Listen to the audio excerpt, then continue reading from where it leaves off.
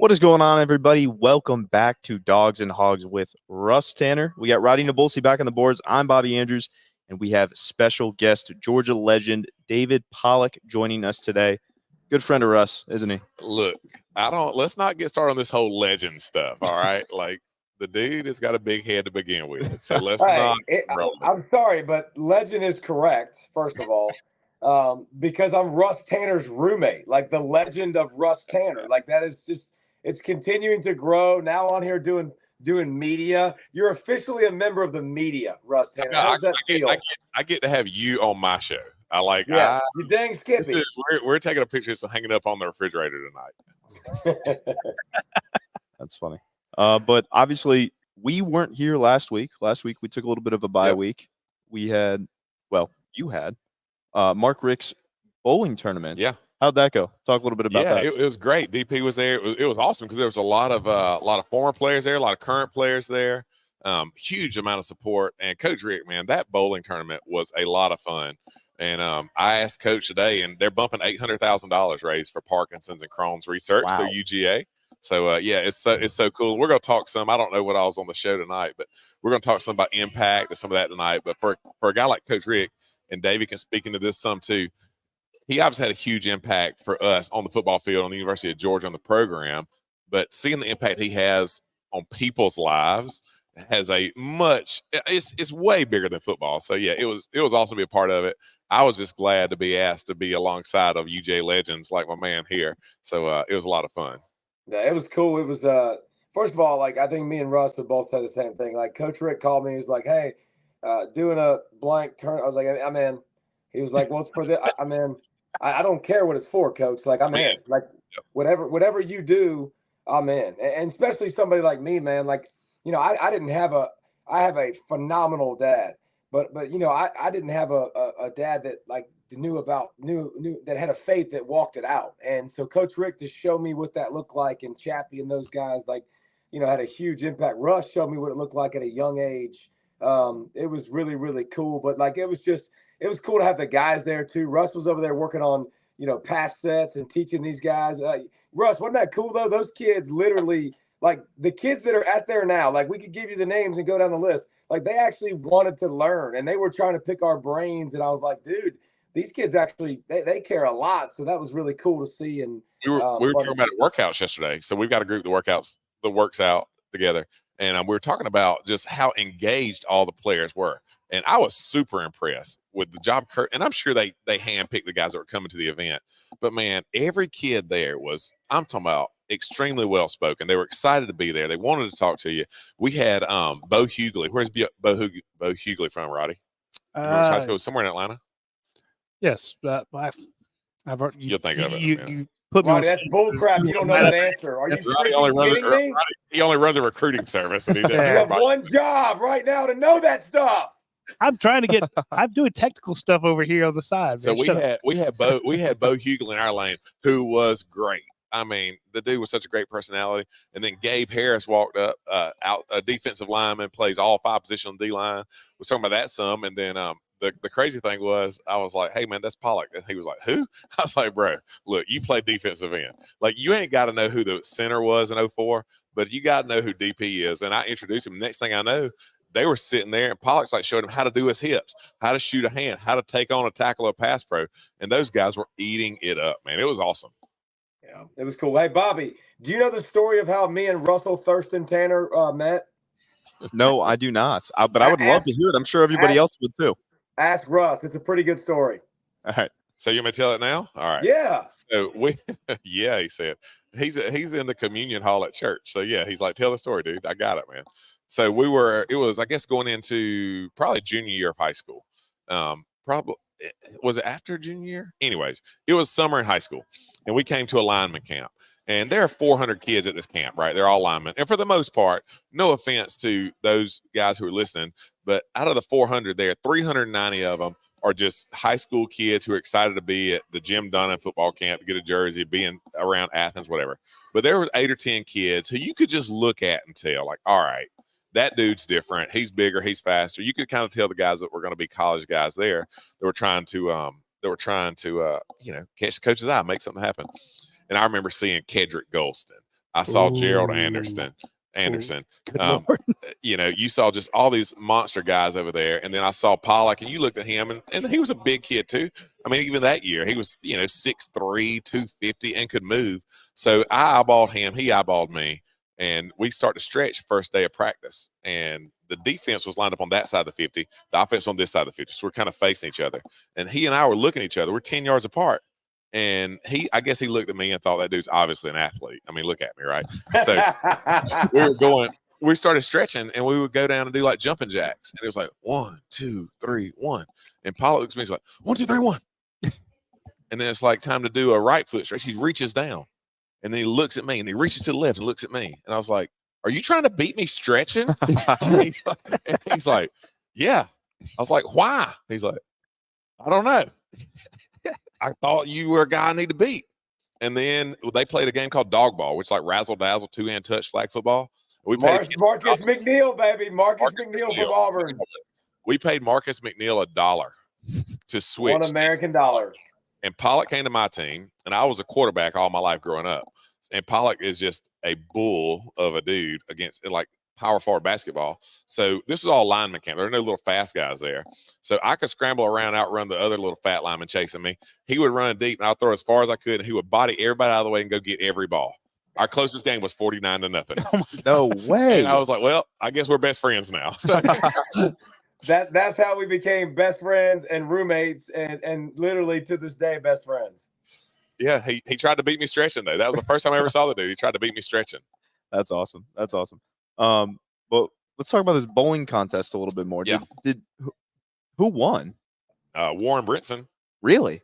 I beat Russ. What? I was about to say I want to know who beat who. Our team got second, and my high score was better than Russ's. All right. What was your high score? 187. You're lying. It was not.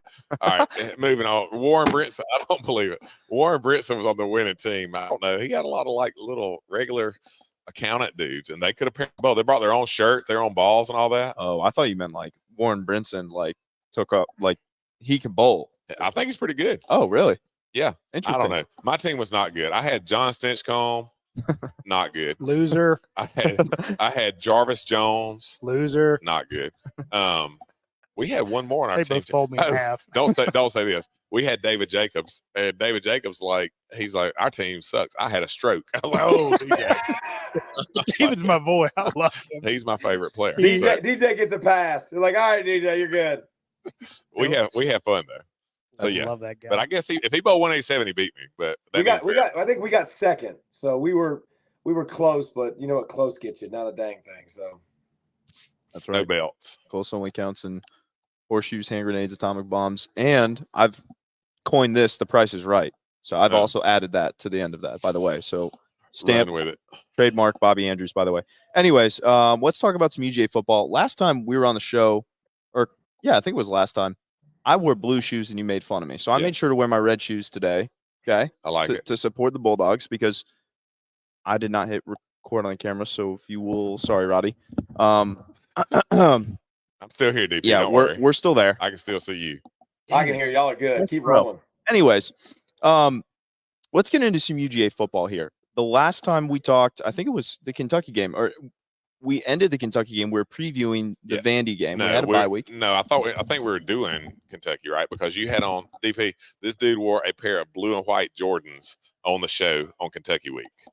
And I was like, Bobby, bad business, bro. Come on now, you got to know the week, Bobby. You got to do better than that. Listen, hey, we'll teach you the ropes. Russ will teach you the ropes, but like you don't wear the colors of the team you're going against. If you had blue ones on today, we'd go ahead and throw you out the interview. Oh, trust me, that's why I specifically made sure not to wear them today. So, obviously we're talking about some Florida here in a little bit, but let's recap.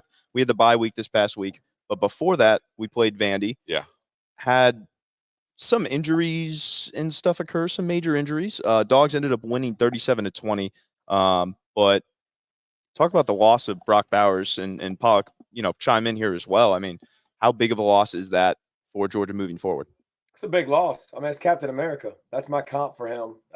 He's just special, man. So good. I mean, he's your leading wide receiver. He's the main focus of your offense, and he's the chess piece that makes everything easy. And when I say that, if you want to bring in nickel or bring in more fast, more speed on the field, less big bodies. Okay, we run the football and block. Brock is a great blocker.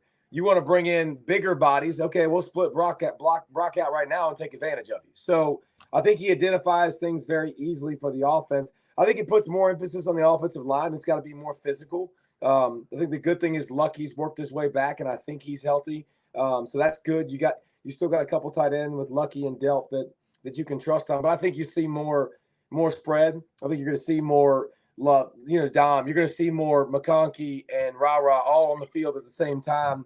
Spreading it out. We got to be able to run the football. But I think this offense has proven to me that I think you can trust Carson Beck. I trust him. I like what I've seen from him, but you can't replace that dude. He's one of the best in all of college football. Ooh, I like that, DP. Tell him again.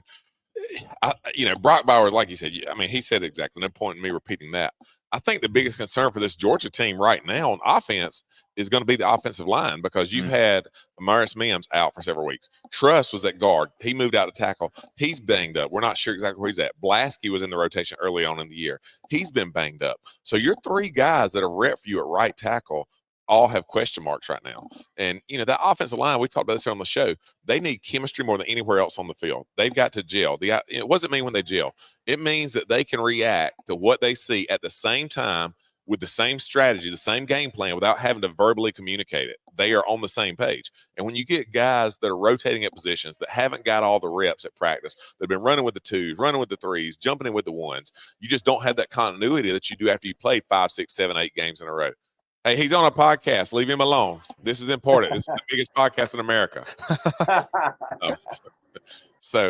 But that's the issue. That's the issue that Georgia's going to run into some, is who's actually healthy on the O-line. Georgia, I heard this stat today. Somebody told me this stat. I did not come up with it. You know how many sacks we've given up this year? Anybody know? 2? More than that. That would be unbelievable. 6 sacks on the year through 7 games. So that's really good. 2003, I was the oldest offensive lineman on our team. I was a redshirt sophomore. We give up 47 sacks in a year. So we're on track to give up about 10 or 12 this year as a team. So Carson Beck's been upright. He's been protected, and he's delivered. If they can't protect him, what does this offense look like? That's the question, in my opinion. Yeah. And I think Kirby Smart, in his press conference yesterday, I believe he said Mims is back practicing as well as Truss. I don't know how far along they are. Roddy may have more information. Well, he says out there. Okay. Now, out there is a very, as David can attest, when he's doing, does not game practicing. Prep. Exactly. It means they are on the field. They might be on a bike, but that does not mean they're taking reps. Yeah. And I'd like to get David's take on this. You could actually have a redshirt freshman and a true freshman as your two tackles out there. And if you're that's a big Ernest Green. Yeah. And who's the other? Monroe Freeling. True freshman. He's like 6'8", right? He's a big boy. Yeah. So, but if you're and that defensive front for Florida is big across, they're big boys. So let's ask DP this I wonder question. how would he attack 2 young freshmen? Yeah. So if you see that, DP, so there's your question, right? You're coming in, you see Mims, who's going to be a high draft pick just off physical ability. Truss has been a very good football player. If they're both out, you got a true freshman lining up for you at tackle as a defensive lineman. What changes for you mentally going into that situation? Well, obviously, you're excited about that. As you get older in your career, which is really cool, I got to pick which side I wanted to rush. I'd definitely be going to the true freshman side. I can promise you that. I'd be like, yeah, we're gonna go after him. But I tell you what, you watch Florida's defense. They got some big dudes, obviously too. But if you watch number 1 this weekend, like when you watch him come off the edge, really, really, really good. So is that a guy that I'm gonna have to have help with? How does the screen game work into it? But what you said was the most important thing. Can I run the football? Like, I got to be able to run the football. Like, run the football, keep them off balance. Like, if you let me, get in passing situations and let me peel my ears back and come after the quarterback, like, it's going to be a long day, and you don't want that. But, it's been interesting. But, Russ, every time we've taken those hits along the offensive line you've talked about, it's kind of plug and play. And they kind of just plug and play. Yeah, it's incredible because you got a bunch of big bodies. They all look very similar. Mims getting back would be great because he's just interesting. He's just a different dude. Like, he doesn't set like everybody else. And when I say that, like, a lot of tackles have to set and use technique that are really good. And then some people are just freaks that are 6'8" that just sit back and are so big and athletic, they just catch you. And they're so big, there's nothing you can do about it. So, listen, I think that you'll have guys that'll work in, but I know they'll be talented. I know Beck knows how to hum the football, so I think this offense will score points. DP, we got it. We got folks commenting on our thread as we go, and that last guy said, "Careful, whoever came in the door behind you looked a lot like a Michigan intern. Might be stealing our son." That's pretty good. Watch them. Watch them. Yeah. Harbaugh's trying to get in on your middle school girls basketball signs. Don't mess with Duck Creek Knife, baby. You mentioned the chemistry with the offensive line. Yeah. I know Tay Rowage talked about, having to adjust a lot to the guys on his left and rights. And when Monroe Freeland came in, he was kind of tripping all over the place and saying it's an adjustment whenever you have, because each guy has their own different type of play styles.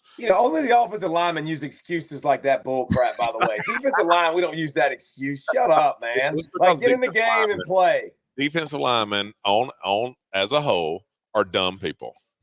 They have to line up, and their job is go get the ball. Okay, coach. See ball, they're a bunch of mouth-breathing ball chasers. That's what they do. Offensive linemen have to be more intelligent. I'm going to let that last statement. I'm not going to say a word about what you just said, because if you think about it, it wasn't good. We're going to flush that comment and we're going to move on. But yeah, that's why we play defense, because we're not very bright. We just see ball, get ball. I thought it was pretty good.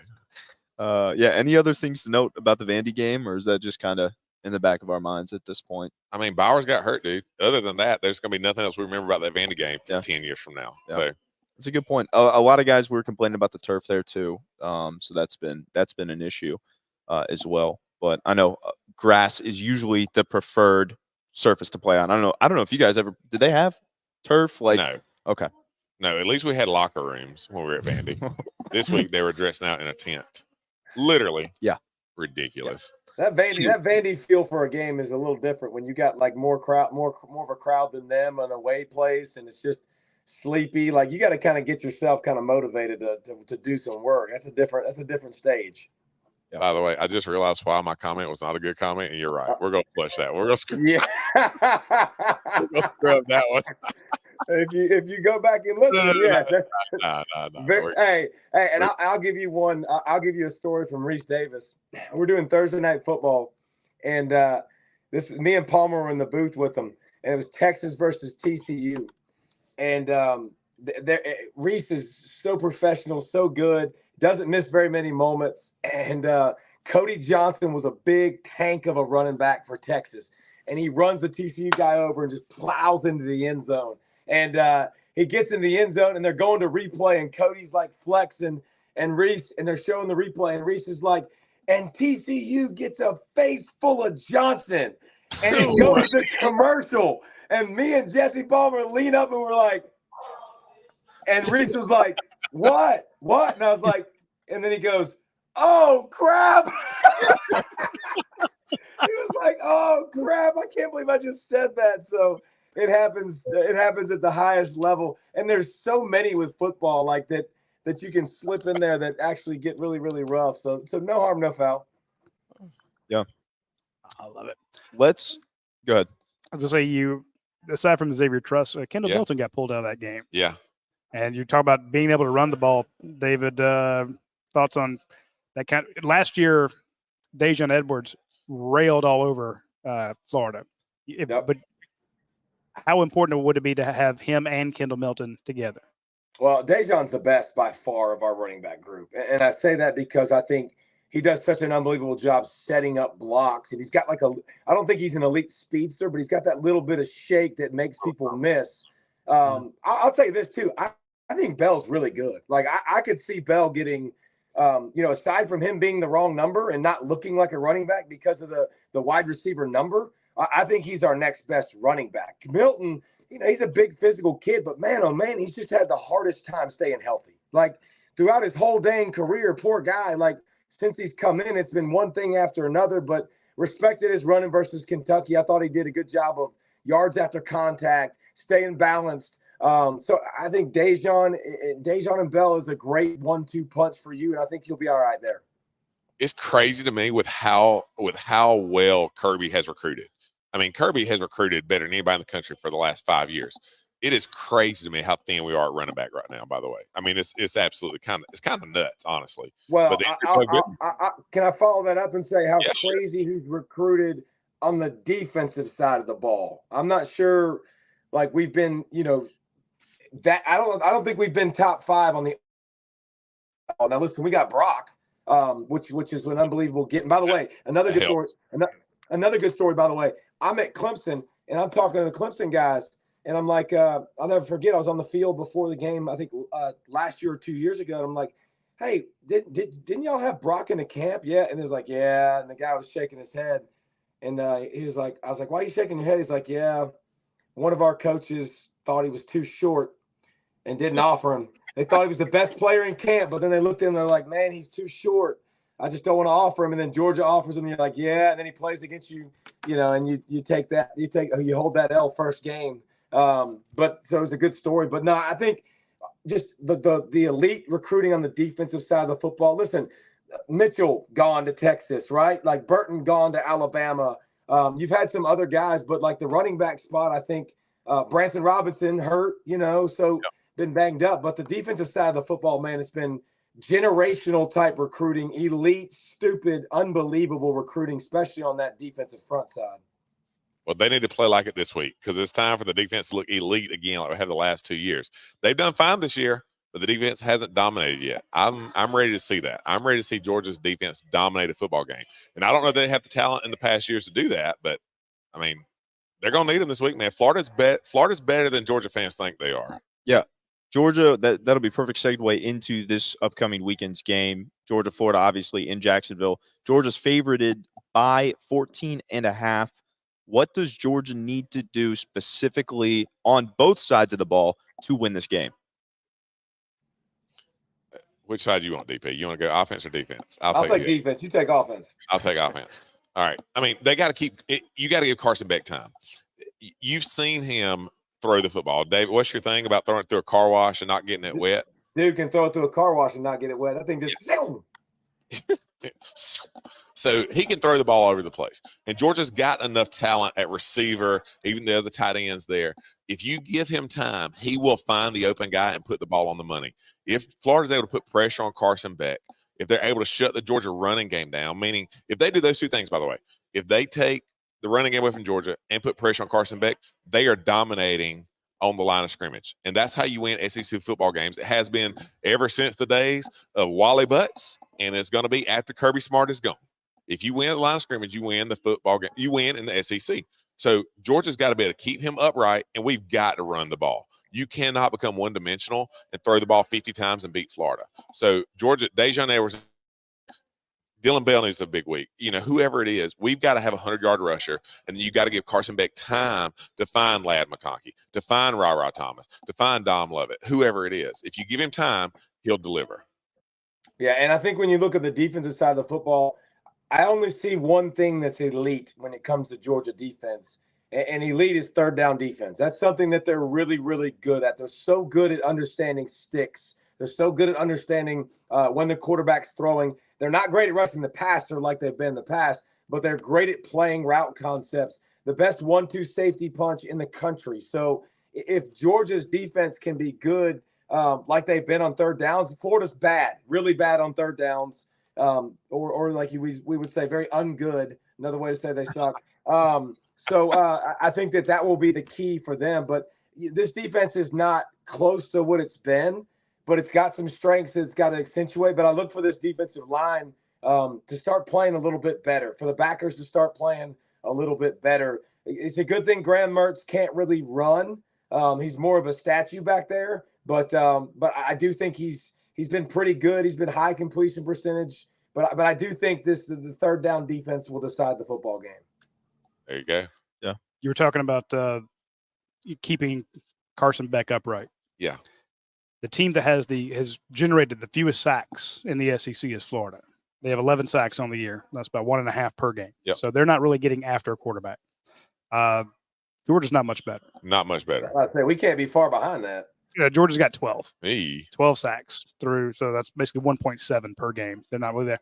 Now, Georgia, as you pointed out, has only given up 6 sacks. Florida's given up 19. So, and again, people say, well, sacks are different. Texas A&M has 29. Yeah. Early, you can still get to the quarterback. Alabama's got 28. You can still get there. Georgia's not getting there. And, early in the year when we played, who did we play? Ball State or somebody like that?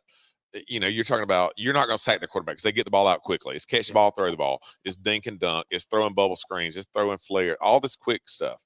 At some point, though, once you play 6 or 7 games, your sack number should be higher than that. It doesn't matter what the offense is doing. You've had opportunity. Now, Georgia's been productive on defense, but again, as you get into these teams, Florida, Missouri, Ole Miss, Tennessee, that have better weapons on the outside than what we've faced so far, if you don't get to the quarterback, they're going to sting you.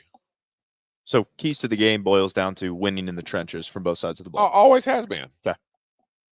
Yeah. I mean, would you rather have an elite front 7 and an average perimeter, or an average front 7 and an elite perimeter? Give me the elite front 7 all day long, and you win more football games. Yeah. Well, and you've seen Georgia's. That's been our philosophy for winning championships the past couple of years. I mean, we've been elite in the defensive line, elite at linebacker, kind of okay in the back end. And I think you've seen that work. But, it's going to be interesting. I don't think this team wins with elite defense. I don't think Georgia runs the table and goes undefeated in the regular season because of their defense. I think there's only one reason. I think it's Carson Beck. Carson Beck will be the reason Georgia gets as far as they want to get this year, or they don't. He's going to have to spin the ball. He's going to have to put up monster numbers. We're not just going to pound people out. That's not going to happen. I think we have to have a lot of balance. We have to continue to be one of the most aggressive teams in the country on first down. We got to keep that going and keep that rolling. But we're going to be a passing team, and we're going to be an offensive team that, I think we're going to get in some shootouts this year. And another thing, too, that Georgia hasn't done, we haven't taken the ball away. We got a couple of lucky bounces against UAB where we got some strange interceptions, and we've had a couple of those tipped interceptions, but we're not good at creating havoc plays, and that's it. Get the offenses razzled, gets them behind the sticks. Kentucky game, we got them behind the sticks, but it really wasn't us as much as it was penalties. They had holding penalties and personal foul penalties, and it got them behind the sticks, and they weren't able to run the football like they wanted to. So if we can continue to be good on third down, it's great, but we got to apply more pressure, and we got to create some turnovers, which we haven't been great at this season either. Yeah. Zack Mertz being, did I say his name right? Graham Mertz. Who is Zack Mertz? That's his cousin. That's his brother. That's okay. Wow. I'm thinking Zack Metz. Yeah. I actually read his Wikipedia page the other day, as randomly as that is. He's an analyst for Alabama now on offense. Why did you read his Wikipedia page? I don't know. I got down a rabbit hole. I didn't mean to, but how did you get down that rabbit hole? I need to know how you got there. That's when I got to the point where I was reading Zack Mettenberger's Wikipedia page. I knew I needed to do something different with the day. Hey, Tony's finest, baby. I think I was listening to something on the radio, and they were just talking about the game when Mettenberger and Murray were going up against each other at Sanford Stadium, and I was like, I wonder what Mettenberger's doing now. So that's how I got there. Anyways, mortgage business is doing great, huh? Let's just stick to the Wikipedia pages of Zack Mettenberger. It's okay. Hey, you wait till I start editing your Wikipedia page tomorrow. He's gonna erase Georgia legend out of there just because he's salty. Anyways, let's compare Graham Mertz and Carson Beck. Obviously, these guys are similar in a lot of different areas in their stats. Carson Beck is 173 for 235 on the year, 2,147 passing yards, 12 touchdowns, 4 interceptions. Mertz is 170 for 223, 1,897 passing yards, 12 touchdowns, 2 interceptions. So Beck leads him by about 250 passing yards. Yeah. What does that show about Graham Mertz? Obviously, I think what you're going to say is he's a check down Charlie. I mean, to an extent, but I mean, what's he throwing for? He's bumping 300 yards a game. And Florida has a good running attack. So when they're good on offense, they're balanced with what they do. I mean, that's a coach speak thing. But if they can threaten you running the ball and throwing the ball, that's what an offense wants to do. And they've been able to do that so far. And Mertz has been that guy for him. It does help Georgia, by the way, and DP hit on this earlier, that he is going to be in that pocket. We struggle against the Robbie Ashfords of the world that are going to get out of the pocket and put us in bad situations because Georgia's so good fundamentally on defense, and they're so good with their assignments and their rules and all that. We get in trouble when there's a breakdown and an athlete just takes off. And by the way, that's the case for most defenses. But yeah, I don't know. I think that I haven't heard him talk about this as much before tonight, but like it sounds like you're a true Beck believer over there, DP. I mean, I like it. I had Beck before the season in New York for the Heisman, so I definitely am a huge believer. I think he's just got insane talent. I think it worked out well that he's been here so long and got so much experience in the offense, and I think that really, really matters. You know, you see the weapons, and obviously you don't know that Brock's going to get hurt, but Ra Thomas, man, that sucker will go up and get it, and he can make some plays. And obviously Dom's quick as a cat. McConkey, like I think there's a lot of weapons. I think he'll continue to flourish. Two things, Russ, got to come back. When you say we struggle against Ashfords of the world, good Lord, that's how far our defense has fallen. You know, we don't struggle with those type of cats. We struggle with Robbie Ashford, who doesn't start and comes in, you know, in sparing roles. Really good indication of our defense. But two, if you watch Florida, like if you watch Florida against Utah, you watch Florida against Tennessee. They've gotten better, but the one thing I'll say about this is I question their physicality. I question their ability to move people off of the football. Graham Mertz has got a little bit of mobility, but not a lot. I'll be interested to see because I don't really know what their identity is. I don't watch them and say they're a great running team. They're a great running team. Pedestrian. I've seen him look good at times, but I've also seen him look very I don't think this Florida offense. I do think this Georgia defense should be able to have a lot of success against the offense. All right. I'm going to recap because he chopped up on us a little bit. His feed messed up a little bit. But y'all heard him, right? He said it doesn't really know what Florida's identity is. He used the word pedestrian. They've been okay at several things a couple of times, but just not 100% sure what they're going to come out and hit you with and what they do really well. So identity is huge. It's huge for people. It's huge for offenses. You got to know what you're about. And Florida doesn't yet. So hopefully they don't find that identity against us this weekend. Yeah. Go ahead. David, is the team that Georgia's going to see this weekend, will this be the Florida team that got blown out by Kentucky, or this will be the team that hided Tennessee? I don't think you ever expect a bad, unmotivated Florida team to show up against Georgia. Like, one thing we've proven this year is people are going to play us. Like, you're talking about the streak and how many wins in a row, 2-time national champs. Like, Florida would love more than anything because, let's be honest, Russ, as a player, what was your number one hated team? Florida. It ain't close, okay? And so I think it's probably pretty dang mutual. And to have to be able to come in and end the streak, by the way, the last time I think in the regular season Georgia lost was to Florida, right? So, like, a chance to wreck a season, a chance to wreck Georgia's success. I think Florida would absolutely relish that. I think they'll be pissed off. I think they'll play with so much energy early. And I think that matters, by the way. Like, when you play with emotion and you play with, all that adrenaline early in the game, like, can you sustain it for 4 quarters? No. But you dang sure can start fast. And we've seen Georgia. We got a tendency to start slow because everybody's ready for us, guys. Like, there ain't no sneaking up on nobody anymore. Well, and if Florida comes out with all that energy against a slow starting Georgia, it's like if you're in a prize fight, right? And it's kind of like we're heavyweight fights right now. And that's the crazy thing about the SEC. If you watch heavyweight boxers, you compare them to like the lightweight guys. In the heavyweights, it's different because if that dude, boxer A may be a lot better than boxer B, but if boxer B throws one right hook and catches you, you are out. Because they're that powerful. That's what happens when Georgia plays Florida. We have won X amount of games in a row. We have won so many on the road, so many at home, all that stuff. Florida can throw a punch and knock you out. And by the way, Georgia can too. But if they come out early, point is they've got the talent, they've got the ability, they've got the players. Vandy did not, by the way. Alcorn State, whoever we played the first 2 games, Little Sister of the Poor, they could punch all they want to. They're not knocking Georgia down. Yeah. If Florida comes out on fire and throws a right hook and connects against a slow starting Georgia's trying to throw a jab, just fill them out, and Georgia gets in a hole, they're in a bad spot. Yeah. I said this, somebody asked me recently, like, what Is there enough motivation in this game, or is it has the rivalry kind of died off a little bit? And I thought to myself, if there was a year for Florida to have an extra chip on their shoulder to come into this game and want to punch Georgia in the mouth, it will be this year. It'll be this game. It'll be Georgia trying to three-peat, and Florida can mess up that in one game.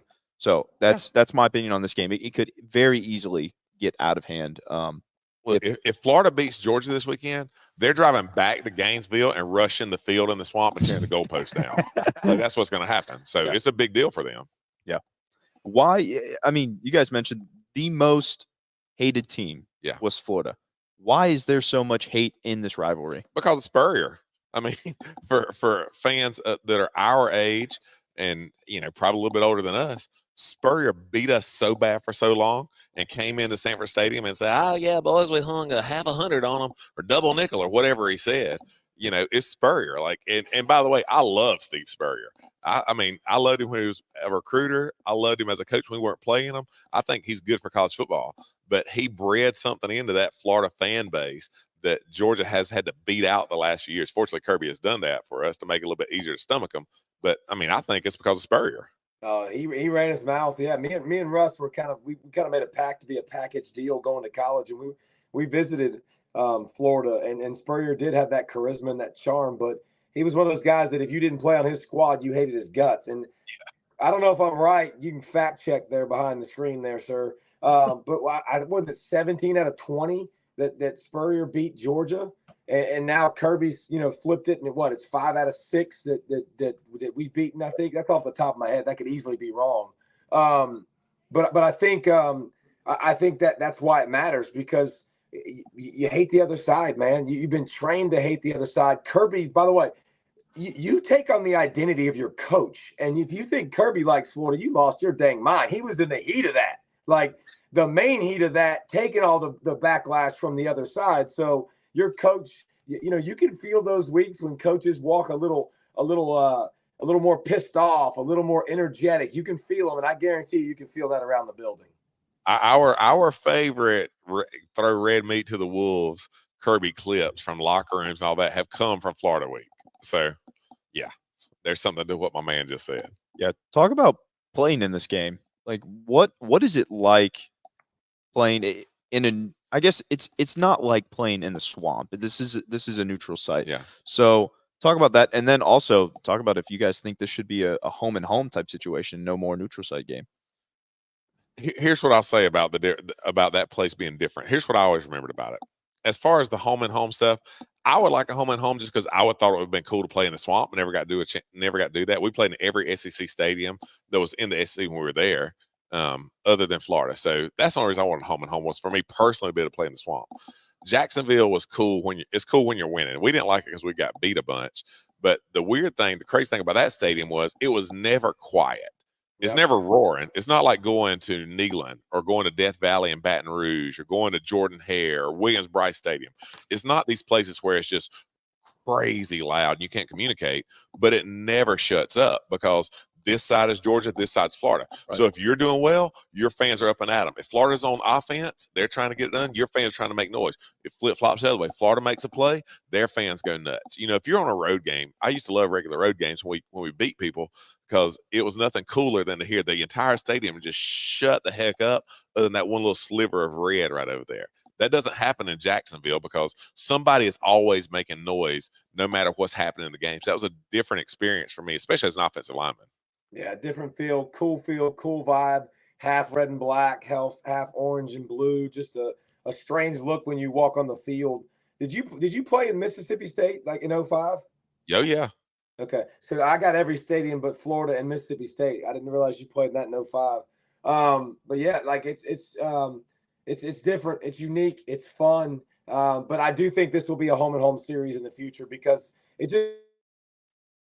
you play in every stadium. You should do a home and home. I just think it's more fun to be on campus. The neutral sites are cool, but like it's fun to have a true home field advantage. And you lose a home game every year, which everybody else is going to tell you lose revenue. The teams aren't happy about that. So I think it's only a matter of time. But I've said that for a couple years, and we keep renewing the thing. So I could see a day in the future though where Kirby gets it where you're at home to play Georgia, to play Florida, and then the next year you go to Gainesville.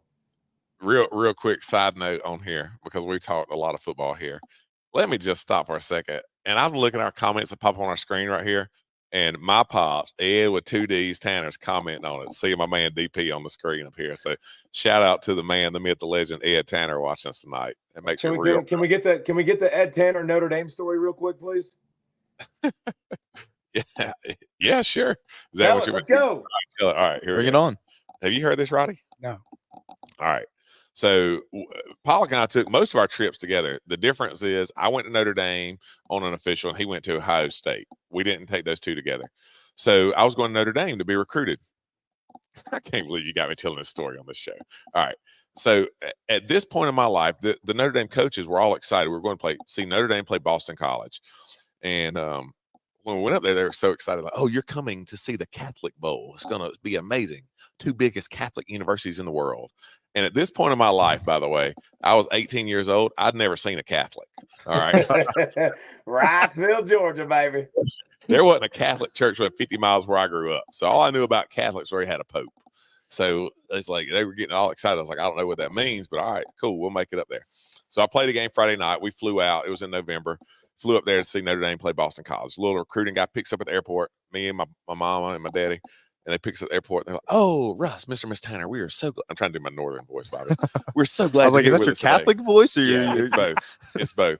And he said, we're so glad you're here with us today. You're going to be so excited. The team is already at pregame mass. And we're like, what is mass? Oh, no. So we're whispering in the back seat. I'm 40 years old. I've been Southern Baptist 41 years. All right. So when they say, where is mass? I have no idea. So we pull up on the campus. Anybody who's been there knows the cathedral on Notre Dame's campus it's unbelievable. It's beautiful. And we pull up and my dad said, oh, church. I was like, yeah, church. I got that. So we go in the back and we're about from here to Statham. For those of y'all not familiar with that area, it's about 3 miles from where I'm sitting right now to Statham. That's how far we were from the guy up front. And there was no amplification, so we couldn't hear him. He had a headdress and a scepter on. As far as I knew, it was the Pope. No offense to my Catholic friends, but I didn't know any different. I thought it was the Pope. Come to find out later, I think he was a bishop. I found that out. So he was in the back. We couldn't hear what he was saying. He'd say something, and they'd stand up, and we'd stand up too. They'd sit down, and we'd sit down. They would stand up, we sit down. And they start mumbling something, we start mumbling something. We thought it was like responsive reading in the Baptist hymnal back in the day. Kind of find out they were speaking Latin. We didn't know that at the time. So this goes on for about 30 minutes. After we done sat down, stood up, about 30 minutes, the guy said a few words. He started praying. When they get done praying, everybody starts walking around shaking hands. Being the fine Southern Baptists that we are, when the man's been preaching for 30 minutes, you stand up and say a prayer, and people start shaking hands. What does that mean? It's over. We go. Time to head to the house, right? Yep, we go. So the first guy comes up to my daddy, reached out, shakes his hand, and said, walked off. My daddy said, I ain't even catch his name. And being the proper Southern gentleman that my daddy is, from Wrightsville, Georgia, if a man shakes your hand and looks you in the eye and introduces himself, if you don't grip his hand like a grown man, look him in the eye and introduce yourself properly, you ain't no count. That means you ain't worth nothing. So daddy said he caught the next one. And my daddy's a diesel mechanic and a farmer. His hands, big boy. He is a grown man. He is not one to be trifled with. So he said, I caught that next one coming at me over here. And he went ahead and got it locked in. He got his hand ready. Gonna put a vice grip on him. And the guy comes up and reaches out right here and shakes his hand. And the guy said, peace be with you. Do you guys have any idea what the proper response to peace be with you is? And also with you. And also with you. That is the proper response. The guy reached out on my daddy's hands, shook his hand, said, peace be with you. My dad said, well, I'm Ed Tanner. It doesn't get old, man. I've heard it for 20 years, but it's just so good. Peace be with you, Ed Tanner, by God. Look at me in the eyes. Shake my hand, sir. The guy walked off. My daddy said, they are not introducing themselves. It actually keeps going for a second. The service lasted about another hour. So we were in the back, and when we get done, they make 2 lines going out by the bishop up front. And we get close up to watch it. We look up, he's got a huge signet ring on. And as 2 lines come by, right hand, left hand, He holds it out, and they're kissing his ring. And he had a little rag. He wipe it off. They kiss ring. He wipe it off, kiss ring. Some of our Catholic people can chime in and tell us what that means. Apparently, that dude was really high up in their church, in the Catholic Church. But we get about 20 yards from the front, and we see him kissing that ring. If there's 300 people, we're number 297, 298, 299 in line. It gets up there. My dad cocks head to the sideways. He went, "Nyah." I was like, "No." Like, what do you mean, nyah? He's like, "Look at him. I'm 48 years old. I ain't never kissed a preacher's ring, and it ain't starting today." They hold the ring up. My dad went, he headbutted the ring. I was like, "Well, I guess Notre Dame's out." Now, Oh, they doing God. that each week. Nope. Peace be with you. Oh, There that's you funny. go. That's good stuff. You're Let's talk welcome. about You're welcome, America. yes. Thanks for bringing that up, David. Let's talk about let's look around the league and see what we saw this past weekend. We'll talk a little bit about some football. Penn State. What are you writing down? Do you have notes you want to go over tonight? Oh God, no! I'm just doodling. You know me, bro. I'm ADD over here. I thought you had like talking points. Like, bro, I'm actually very impressed.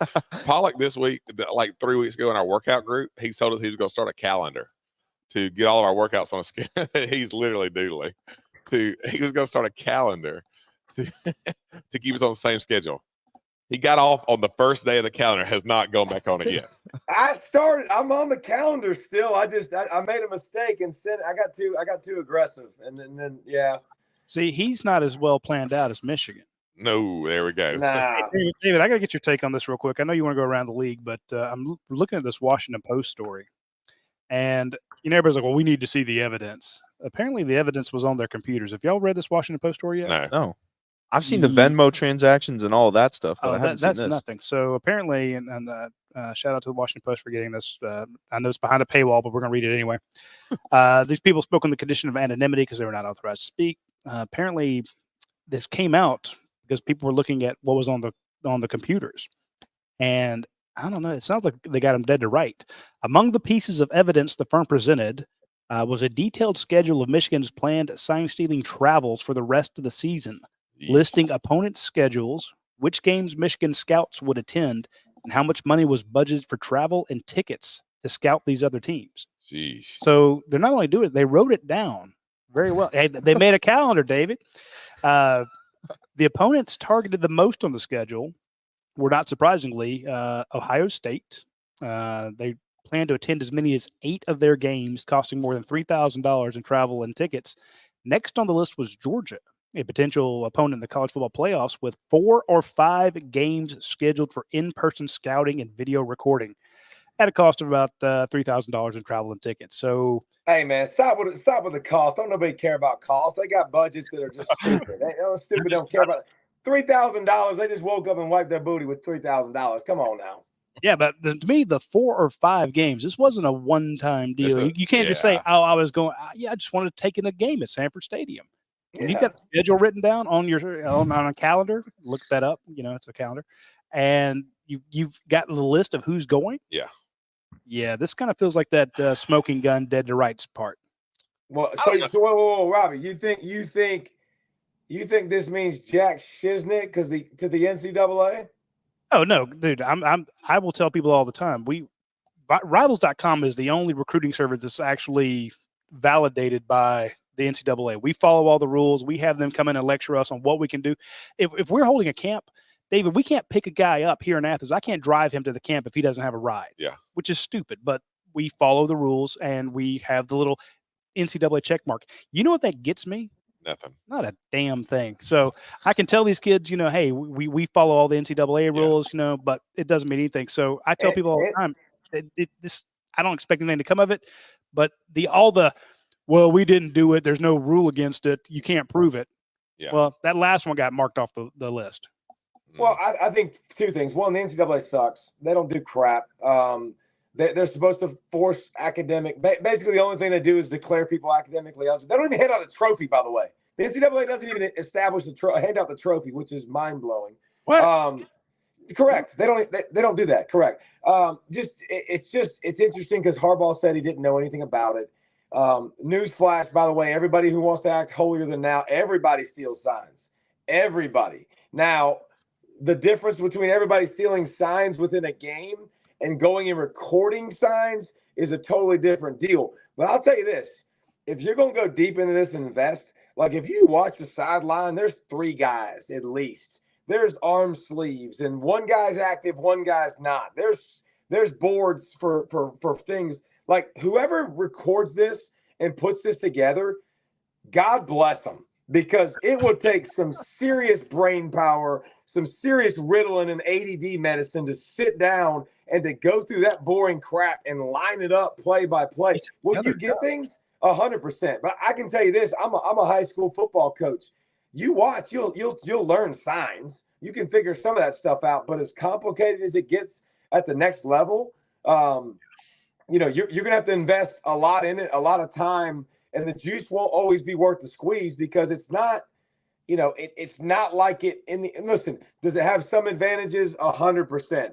But it doesn't completely flip the scale. But like when the Patriots were videoing it and had their walkthrough and stuff like that, and their third down calls and all that stuff, like, yeah, that's a really, really big deal. This is a big deal if you're going to lie about it and try to cover it up. But I don't think there's a lot of coaches that are going to come out and speak against Michigan, because they know they'd be speaking against themselves, because they know they probably ganked some signs too. Here's the only thing I think about it, because I don't care. I agree. I mean, everybody does it. If it's against the rules for the NCAA and they've got this big of a smoking gun and they don't pin Harbaugh to the wall for it, they might as well cease to exist. They're not going to in about a year or two, probably. They probably got a year more, maybe 2 at the most, where they won't exist and they need to go away. I listen, you know me, Russ, I'm not going to talk bad about people. I'm going to try not to as good as I can.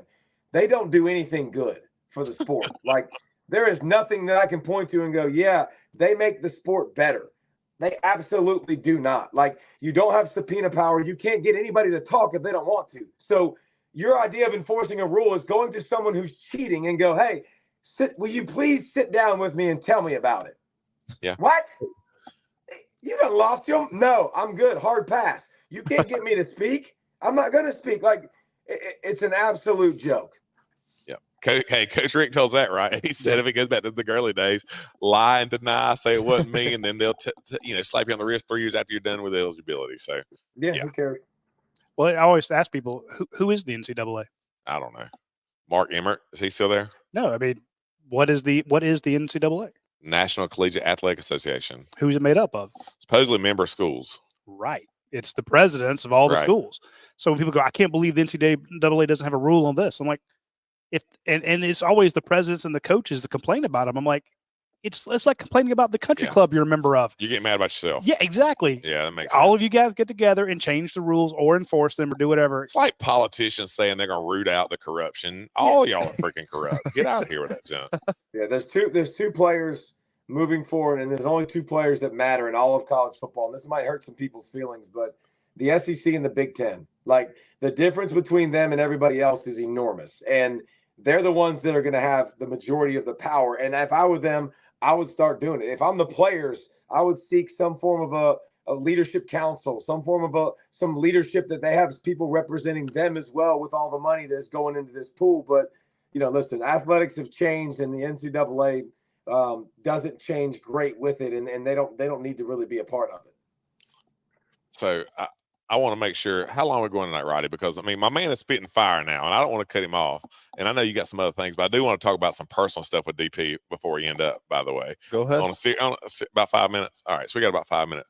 I mean, anything else you just want to say about football there, David Michael Pollack? Doodling something. Think about right. You look around college football, ain't nobody great. That's a for sure thing. Like, there's who's your playoff teams right now? Who you got the 4 teams to playoff right now? I think FSU, when they play their best, is the best team in the country. I think they got matchup problems all over the field and can be really, really great. I think FSU will get in. I said Georgia before the season. I don't think Georgia's going undefeated. Like, I don't think we're going to make it through Mizzou or Florida, Mizzou, Ole Miss, at Tennessee. I think it's a tough stretch, especially when you just lost, Captain America. But I honestly think Michigan and Ohio State very much in it. If they're both undefeated, they got a chance to both be in it. I think Texas is going to beat Oklahoma. I think Oklahoma losing their best wide receiver is a big deal, and I think it will come back to to hurt them because I don't think they have another dude like that. I think it's wide open. I'm USC. We know they ain't in it. Bye-bye. They gone. But besides that, man, you got a ton of Pac-12, 2 teams in the Big 12, 2 teams in the SEC with Georgia and Bama that are still in it. I think Ohio State and Michigan still in it. And we're going to find, some form of that as we go along. But I don't think there's anybody on that looks at anybody and goes, they're unbeatable. They're a great team. They're a complete team that clearly is the best team in college football. We got none of that. With Penn State losing to Ohio State this weekend, do you think that they are completely eliminated? Even if Penn State plays Michigan later, Michigan goes to Penn State to play this game. If Penn State can beat Michigan, I mean, what do you see happening there? Yeah, I mean, obviously it's going to matter, and it's going to come into the head-to-head, and then what happens with Michigan, Ohio State would matter. I just don't. It's the same old, man. I feel like I'm Groundhog's Day with Penn State and their offense. I mean, you look at their defense and it's elite. Like, you've got dudes that every year you go getting drafted. God, look at Chop Robinson rush the passer. Look at King cover. Like, dudes all over the place, but they can't run the football. They don't have a power run game when they go against really good teams. So I don't think Penn State will beat Michigan, but if they did, obviously it would be amazing because it'd be awesome in college football. We'd have more turmoil. But to me, it's the same old Penn State. And I know that hurts people's feelings, but it's the truth. Hey, that's good. All right, Bobby, you got any other football thing? Because I want to talk about something personal last minute or two. Really. Listen, we will skip. I got some rapid fire questions we can get to here at the end. If you want to talk about some barbecue talk too at the end here, we can. Bring it. Bring whatever you want. All right, we'll talk about barbecue for a second. But go ahead. All right. That's all I got left. I trust David Michael Pollack with just about everything in my life. There's really not any areas of my life I don't trust him in. And he has pretty much complete autonomy in my life to ask anything, check anything, know anything about me. And I trust him. Other when it comes to food. His taste is terrible. He doesn't know what tastes good. He eats for sustenance, not for taste. I can't even say the word. The problem is when I start going off on him about stuff like this, I want to say words that aren't allowed to be said. Not that I'm on a cuss, but it just wouldn't be appropriate. But he doesn't understand how to eat food. I do barbecue reviews. He hates barbecue. What? I've talked him in to going and eating with me on this Friday on a special Florida Gator Week edition. DP, tell him what we're going to review and taste on Friday. We're going to get some gator tail, correct? We're going to eat smoked gator at Smokin' Po' Boys in Winder. Wow. They do it every Po' Boys. Listen, yes, I'm not with the barbecue. I'm with sponsor us for saying that on the air. Yeah, they're getting some love for it. I'm in for everything with Russ Tanner. It's just like Coach Richt because I know what's in his heart and I love him to death. But yeah, I'm not a barbecue guy. I don't love barbecue. I don't love pork. I don't eat pork, period. I know beef brisket, that's smoked. I know smoked chicken, it's smoked. I don't like that. Let's put it this way. Somebody came over and chilled at my house a couple weeks ago, and they smoked chicken and they smoked steak. I got home, Russell Thurston, and I didn't even know what they had cooked. I opened the fridge, and I smelled the smoky nastiness, like just disgustingness. So, like, I knew it, and I didn't even know it was there. So not a fan of smoked. If they made a women's perfume that smelled like smoked brisket, I would have 8 kids. You're dang close to it, Ninja. That's the quote of the century right there. So, oh my gosh. So as we kind of get ready to wrap up, people want him to say stuff about ESPN, which he's not going to do. He's too classy, and he's got good opinions of guys at ESPN, and I know it loves a lot of people over there. But DP, it's been cool to watch as a friend of yours to watch you getting. I always say, "Hey, you got Legos?" Like, no, bro, I got fired. So he got fired from ESPN, but it's opened up a lot of opportunity for you in the last couple of months. And I'd love for you to talk about what you're doing. And I don't know if you want to talk about the November event at all, but if you want to talk about that publicly, I'd love to plug it here as well. So yeah, no, I'd love to, man. We're starting to grow more and more as a foundation. We obviously support Russ at Hope 139, like it's something that's near and dear to our heart as well. But the banquet of blessings, we're doing November 20th, and picture Christmas morning for everybody. and how much excitement and how much of a thrill that is for everybody, and especially when you were younger, and that feeling you got. Like, I think there's a lot of people in the Athens area that and around that area that they've had some hard times and had some struggles, and our goal is to bring in a little bit of hope. And so Monday, November 20th at the Classic Center, we're renting it out and we're doing it big, like nice china, tablecloths, and we want to get as many people as we can. We're going to bus in those that are in need in the surrounding areas that want a big meal, and we're going to serve them. We're going to bring them in. We're going to fill their cup. We're going to fill their plate. However much they want to eat, we're going to fill them. We're going to have gospel choirs that are going to play music. And we're going to let them know that we love you and that you matter, because quite honestly, man, we're a couple of bad decisions away from being that. And then there's going to be kids there that are my son's age that I'll literally be able to look at and be like, buddy, what is the difference between you and that kid? You're just born into a different situation. And so not all these situations are fair. And not only am I one or two decisions away from being somebody like that, I might have been one decision away from getting caught for a lot of people, right? Like something stupid we had done, throughout the past. So we're going to serve them. And then the idea behind the banquet of blessing is then blessing them with some stuff. And we're going to bless them with a new coat, like a brand new coat with a tag, like rip it off. Like, we bought this for you. Socks, underwear, sleeping bag, a backpack full of goodies and some food to go and some hygiene kit. And just let them know, man, that they're, and it comes from Luke, 14:12 through 14. And it's Jesus's words. And he talks about throwing a banquet and who you invite, whether you invite the rich and the people that can pay you back, or you invite some of those that had some hard times and haven't had some good luck. And if you do that, you will be blessed. And our goal is to bless a bunch of folks and do it up big. And the Pollack Family Foundation is something that's been, it's just been fun to be a part of, especially since I got canned. My mom would say, let go. Every time I say fired, my mom was like, you got let go. I'm like, Mom, it's the same thing. They told me not to come back. Okay. It really don't matter however you want to spin it. My key card don't work no more. I'm about to say the code don't work and I ain't on, but that's like one example of one of the cool things we're doing. Yeah. David, I'm a big Christian myself. Obviously, Russ is a man of faith as well. How can people who are watching this get involved in something like this? If they can volunteer, if they can donate, what can people do to help out with that? If you go to the PollackFamilyFoundation.com, you'll see exactly how you can get involved. And we have different levels of sponsorships that you can get involved. But I'll tell you this right now, like, this isn't something like that's going to be like our golf tournament where you're going to be the presenting sponsor and you're going to have T-shirts and we're going to have your name on it.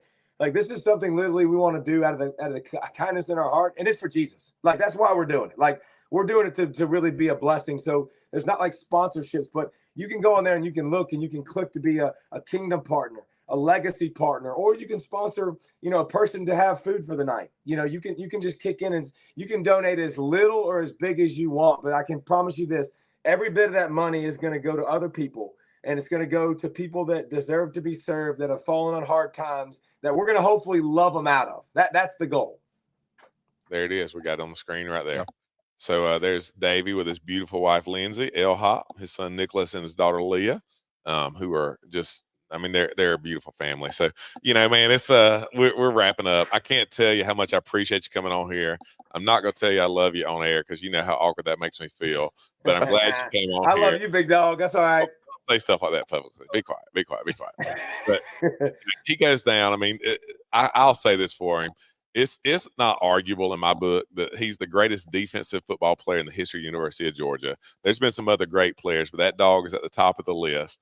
But to see the impact he now has on people, we talked about Coach Richt earlier, and he impacted the game in ways that nobody has since him. Nobody's come close. But off the field, the impact he has on people that he loves and the people that love him and those that are around is unbelievable. And, I just want to be like Davey when I grow up. So there we go. Yeah, baby. Appreciate that, brother. Peace be with you. Yeah. Ed Tanner. Oh, that is a great story. One of my questions for Rapid Fire, we're not going to get into it. We're going to wrap it up here, but was actually the best recruiting story. So that definitely would have taken the cake for that one. Yeah. But anyways, thank you all for tuning in. David, thank you so much for being on the show and joining us here tonight. Fans, you can catch us every single Wednesday out here, Wire Park, or online, YouTube, Facebook, wherever you catch this podcast at. Thank you all for listening. David, thanks again for being on. Russ, any last words? Go Dogs. Go Dogs. See you guys next week.